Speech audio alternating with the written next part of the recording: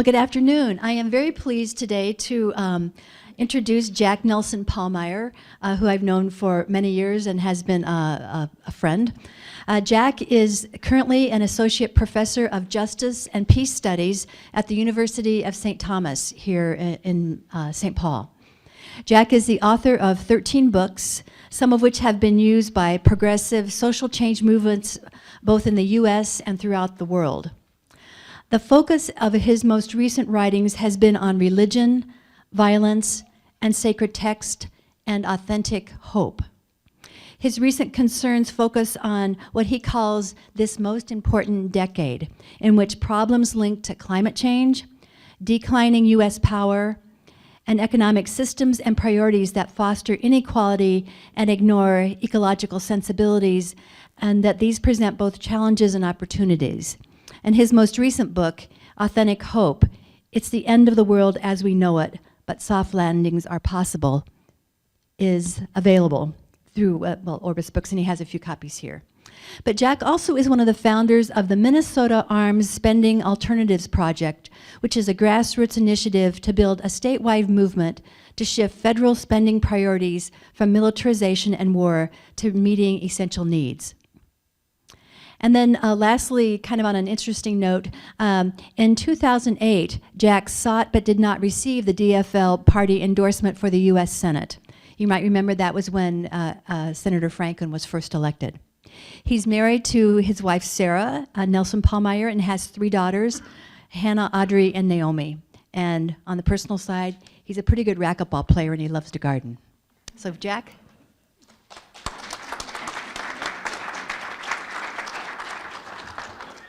Well, greetings, first of all.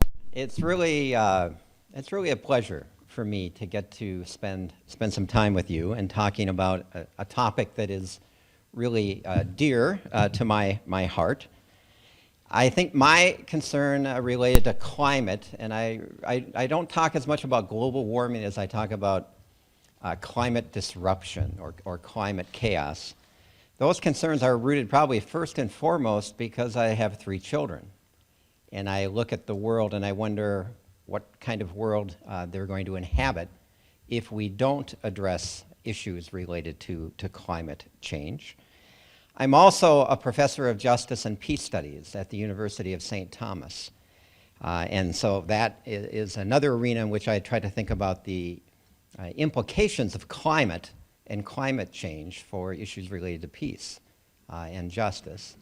And then finally, I would say just as a person of faith and wrestling with, well, what is our responsibility as people of faith to present and future generations as we think about how we live today and the impact that that will likely have on future generations. So in beginning here, let me say, I think to allow climate change to really challenge our lives is really difficult for us. And for a fairly simple reason. The carbon-intensive industrial systems that we have all been a part of have really treated us quite well, especially those of us in this room.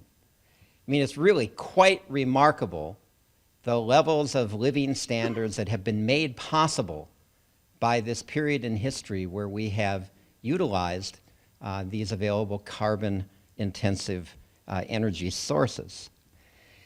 A second thing I would point to that I think get in the way a little bit of us really taking seriously what it might mean for us to take the climate shift seriously is that many of us don't really see many viable alternatives. It's hard to imagine how we move forward if we, in fact, have to make significant changes in our economies and in the energy resources that we are utilizing. Now, I was really pleased when I started thinking about putting this talk together for you, for this particular group. I'm familiar with Rotary, and I've known people who have taken advantage of programs that allowed them to study on Rotary scholarships. I've been really impressed with some of the Rotary groups I've met, one in particular in Portland, Oregon, where they've made the focus of their work to end war. They've taken on this ambitious task of looking at, well, what would be the most useful thing that we could do as human beings in the present moment. And they said, well, we need to end war. So anyway, I was pleased to go on and just look and see how many values that I see associated with Rotary are values I think that can be really, really helpful as we address or try to address the many, many related issues connected to climate. Your emphasis on service, the high ethical standards that you require, your goal of advancing international understanding and peace. And I love the 4 questions that you recite. You know, is it the truth? Is it fair for all concerned? Will it build goodwill, and better friendship? And will it be beneficial to all concerned? Those are great, great value-laden questions. So I have kind of 3 questions I'm going to pose for you that I'd like you to keep in mind as you listen to me trying to wrestle with, again, the implications of climate change. And here's the questions. What lessons should we be learning from all the evidence that we see around us of the severe consequences of climate change already in motion? The floods, the droughts, the wildfires, the intensity of the storms. This is now an issue that is costing literally billions and billions and billions of dollars every year in our own country alone. And then you look at some of the worst typhoons, worst hurricanes in history. The evidence is just overwhelming that something is happening related to climate. So what lessons might we learn? A second question I'm not going to go into too much detail on, but it's within the discipline that I teach, is what do we mean by peace? And do U.S. foreign policies and present military spending priorities actually encourage peace? And then the third question, and maybe the most important one for a group like this, where I think your insights are going to be really important, and that's the question of what is the purpose of an economy? What is an economy supposed to do? What do we want it to do? And before I delve into some of the climate issues directly, I want to just mention 2 qualities that I think are important as we even look at these issues. And the first one is humility. I really believe that all of us need to recognize, myself included, that we are captive to our limited experiences. And as time goes on, we get more experience, but I think we really need to approach these issues with a great deal of humility. And humility can help in a lot of ways, including it can help us to see that people that may hold a different view than you do or that I do aren't necessarily bad people. We're not necessarily bad people. And the other way I think humility is really important is to think about that those of us in this room as human beings, we are part of an evolutionary cycle that has gone on for 14 billion years. And human beings are part of this magical, mystical order of things. And it's rather sobering to think that in many ways we cannot function as human beings without caring for the earth. And yet, in some ways, the earth will continue functioning and maybe better without us if we continue on the pathways that we're on. So humility, I think, becomes a really important value. And the other one is honesty. This book that I've written, Authentic Hope, really starts with the presumption that many of you may not share. But my presumption is actually the future is going to be very, very different than the recent past. It's not going to be an extension of the present. We're going to, for a variety of reasons, have some pretty radical disjunctures. And that doesn't mean that the future has to unfold in an apocalyptic way. It just means that we're best off if we give our best efforts to really honestly grapple, in this case, with the implications of what it means that we are as human beings changing the climate. Just a couple of other quick things. My discipline, again, is Justice and Peace Studies at the University of St. Thomas. So one concept I want to introduce you to is the concept of positive peace. That peace is more than the absence of war. That peace is deeper than simply the absence of overt or direct violence. Positive peace is about creating the social and economic and political foundations for meaningful life.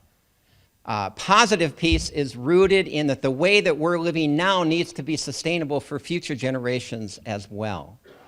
So that's something that I think we have to wrestle with in the context of our present approach to climate, our present approaches to development that are so carbon intensive, that are having lots of negative impacts. Those are really undermining positive peace. And another thing that undermines positive peace is when we associate too directly peace with some kind of military imposition, that we impose peace through military means. We may be able to escalate or de-escalate a conflict using military power, but military power in relation to most of the issues we actually face on planet Earth today will not be resolved through military means, and in fact are actually aggravated by them. So let me turn now and just give a very, very basic kind of essential, what I would regard to be essential background talking about climate. Most of you, I'm sure, have heard of the Intergovernmental Panel on Climate Change. It's the international group of scientists under UN auspices that have been wrestling with this question of climate now since 1990. They issued their first report in 1990, and what they said was there was undeniable evidence that the planet was warming. But they were divided about 50-50 whether human beings had much to do with that. In 1995, they issued their next report. Again, they said the evidence that the planet is warming is undeniable. But now they said it was about, now they had seen discernible evidence of human causation.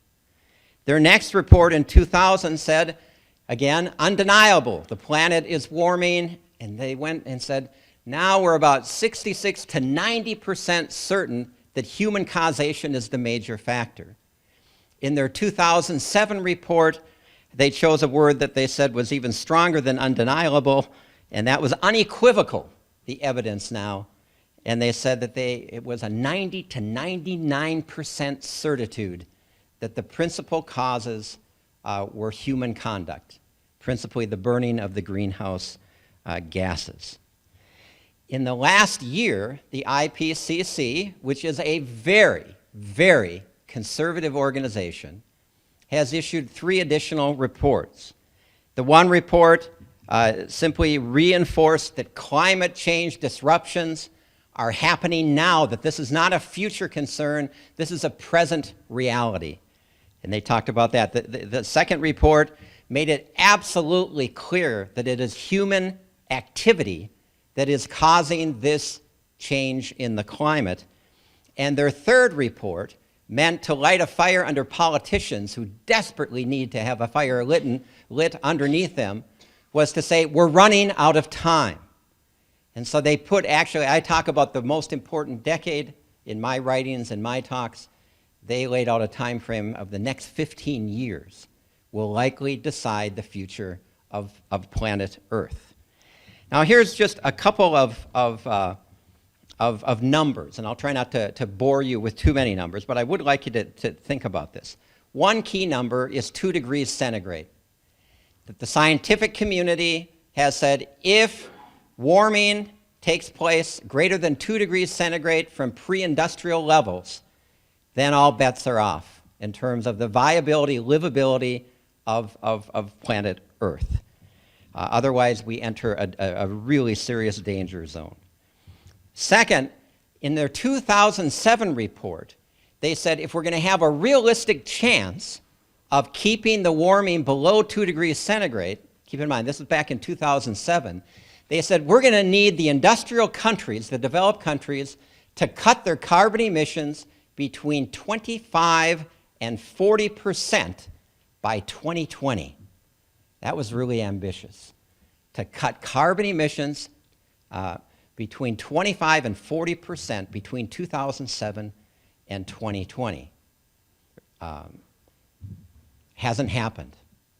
it hasn't happened. Hence, the stronger appeal in their more recent reports. Now, how many of you have ever cheated on a quiz?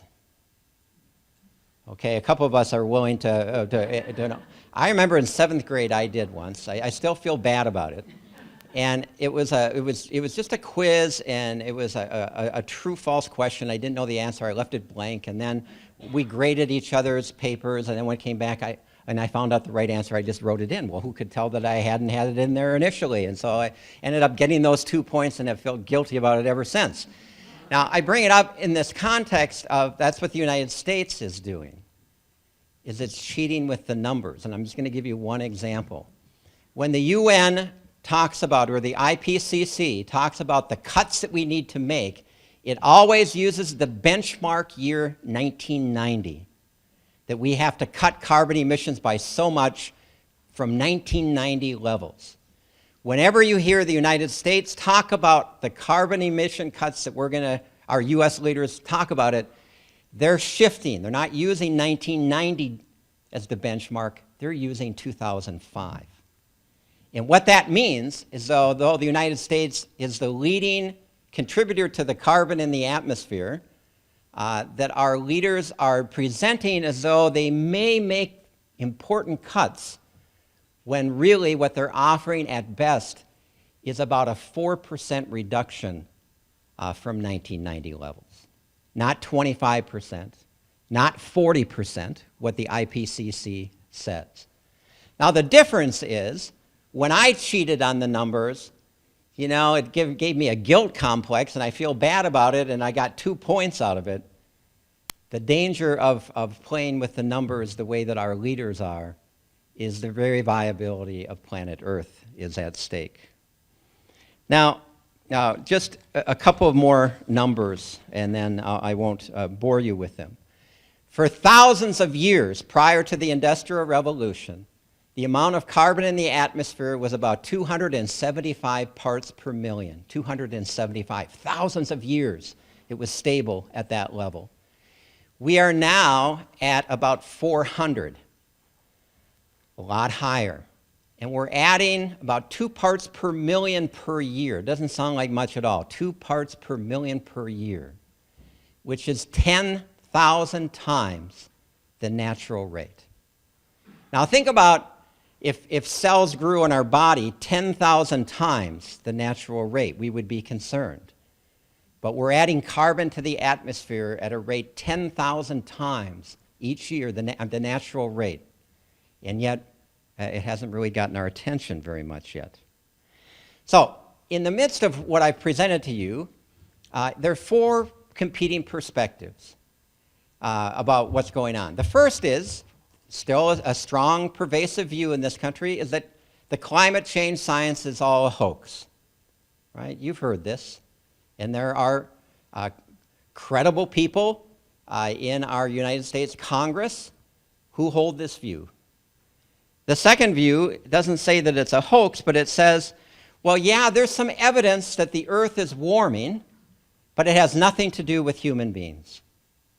That's a pervasive view within the Republican Party, for example. So there was a resolution, non-binding, in 2011 that simply said, quote, "Be it resolved that the United States House of Representatives acknowledges that climate change is happening, is caused largely by human activities, and poses significant risks for public health and welfare." It was resoundingly defeated. And there was one Republican in the U.S. House who voted for that resolution. So this second perspective is a really strongly held view and is pretty much the official position of one of the major parties in our country. The third perspective would say, yes, climate change is happening. Yes, it's caused by human activities. Yes, it poses serious risks, and it requires us to make a pretty quick transition to renewable energy. So this third perspective acknowledges the reality, but essentially says, you know what? This isn't a big problem. we can simply substitute clean energy sources for the carbon-intensive sources, and we can go on living the way that we do without any other adjustments. That's the third perspective, and that's the perspective of most Democrats at the federal level as they think about climate. Well, there's a fourth perspective, and this is the one that I actually hold and the one that I want you to think about. Even if you profoundly disagree with me, I would ask you to think about. And this says, yes, climate change is happening. Yes, it's caused by human activities.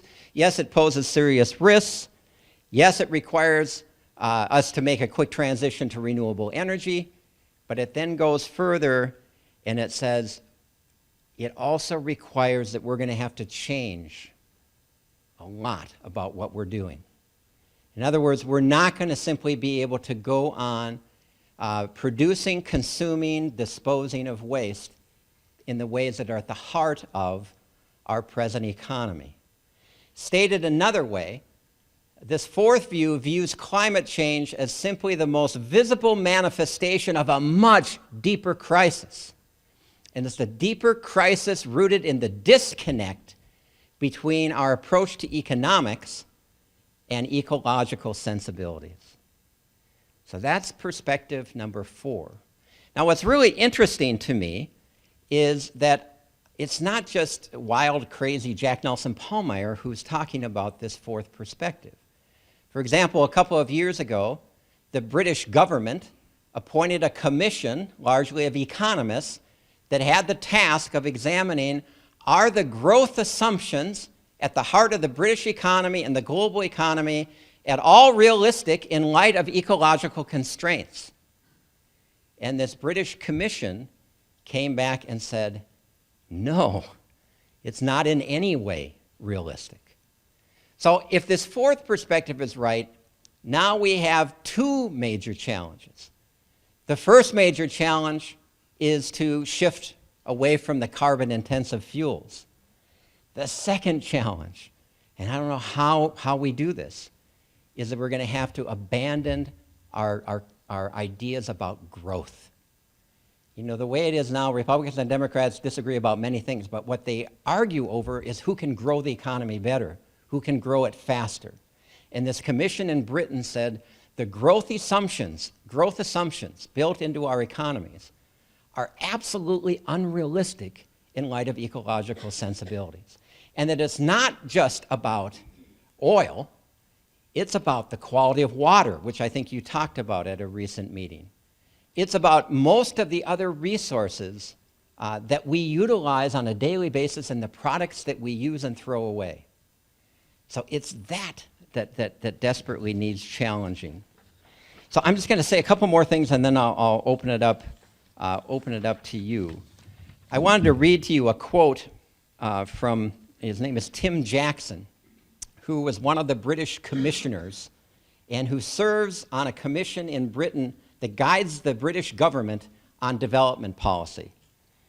And he says, quote, "We may not yet know exactly where all the limits lie, but we know enough to be absolutely sure that in most cases, even the current level of economic activity is destroying the ecological integrity and threatening ecosystem functioning, perhaps irreversibly." He says, "To ignore these natural bounds to flourishing is to condemn our descendants and our fellow creatures to an impoverished planet," end quote. Now, I have many, many more quotes by Tim Jackson in this book if you're interested, or you could take a look at his book, which is called Prosperity Without Growth, laying out how do we shift to an economic model not rooted in growth, but rooted in enhancing the quality of life. So the way that I say this in terms of the challenge is I think the purpose of an economy in our very soon-to-be future is now that the purpose of an economy is to provide the material foundation for meaning-based societies. The material foundation for meaning-based societies. That's very different than the purpose of an economy to producing the mass goods, part of a mass culture of consumption. That model of economic development and that definition of what it means to prosper are just not viable in the world that we are headed towards.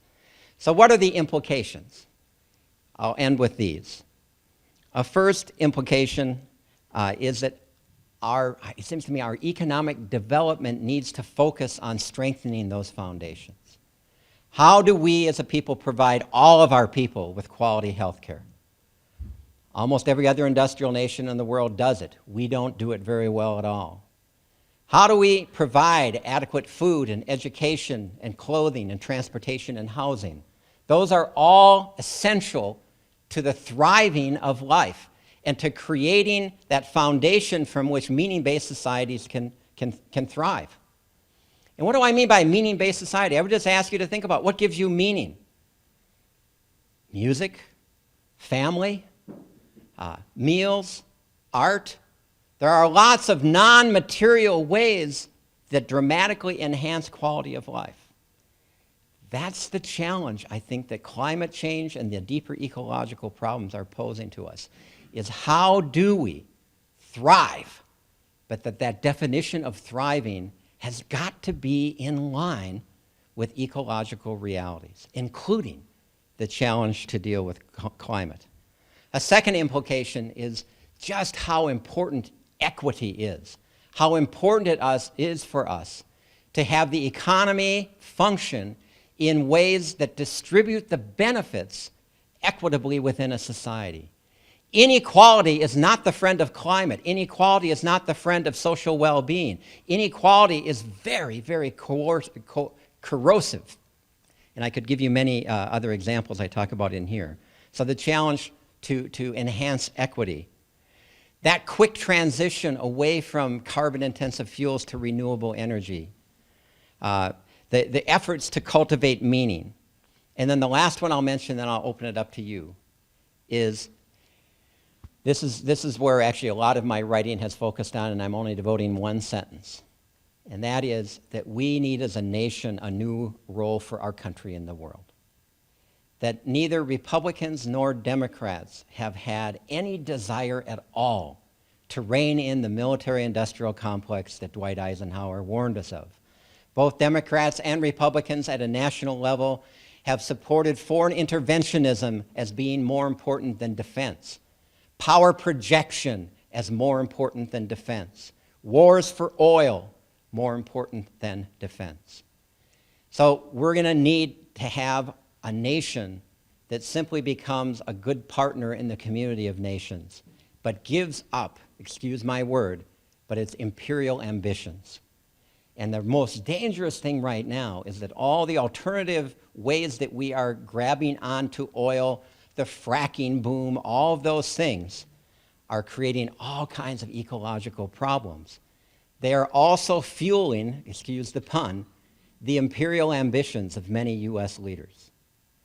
So I believe that a viable future is out there, but it's going to involve creating a very, very different economic system rooted in values that I think you already hold, and drawing on our imaginations of how do we imagine prospering in a way that is in line with ecological realities. Thank you.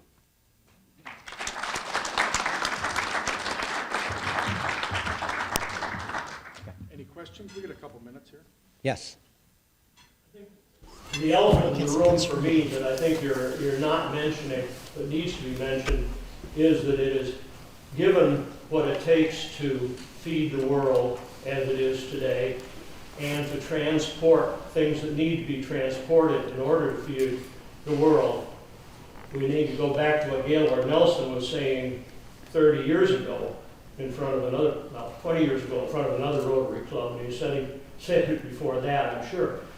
Population control is going to be absolutely essential, and we have a country that insists that birth control, population control, and probably in the end population reduction shall not happen. Just two very quick responses. First of all, the ecological crises that we face are driven by two primary factors. One is the incredible resource use of those of us that are affluent, And the second is population pressures. There's no doubt about that. And we have to find ways of talking about that because it's a taboo subject in many ways. The only other comment I would make, and I talk about this significantly in my writings, is that in terms of food, there's actually a lot of good news. And the good news is that there are ecological, it's called eco-agriculture is kind of the terminology. But it's not so much, the change that's going to be required of us in the United States is we're going to have to be able to tolerate policies that are really encouraging grassroots, local, regional production of agricultural products that now compete with our industrial agricultural system. Yes? In kind of expanding on that point, certainly there's the issue in the United States of population growth, but I have no concerns about growth in the United States of population compared to the exponential growth of people in developing countries around the world. And concerns about, certainly there's the China, let's have one child, which has been kind of a disaster. But there's also less concern about pollution, et cetera, on an international basis as well. So I think it's incredibly important that this is a global effort, not just a U.S. and et cetera. So talk a little bit about real quick comments. First of all, in terms of, we need to be concerned about both in terms of population growth. What's harmful about population growth in a country like the United States is that, again, our ecological footprints are so incredibly high relative to other places. And the other thing I think we should acknowledge is that there actually has been quite a bit of progress made in fair number of places, including in Mexico and China and elsewhere, where we are seeing a reduction in birth rate. But there are still, in my view, huge problems that in some of the poorest countries of the world, and related to that poverty, by the way, the three causes of high birth rates are, one, there are millions and millions of women in the world who are asking for family planning that don't have access to it because of poverty. Second, culture, religion and culture. And what you see over and over again is at any kind of population conference is you have the most conservative elements of the Catholic Church aligned with the most conservative Muslim countries that are really standing in the way of international efforts that have an integrative approach to reducing birth rates involving social development and access to family planning. And the third one, which is harder to deal with, is just that there are many areas of the world where the population is so young. So even if you begin now, you're still going to have this growth into the future. Can you stick around a little bit? I sure can. Questions? Yeah. Thank you. All right. Thank you.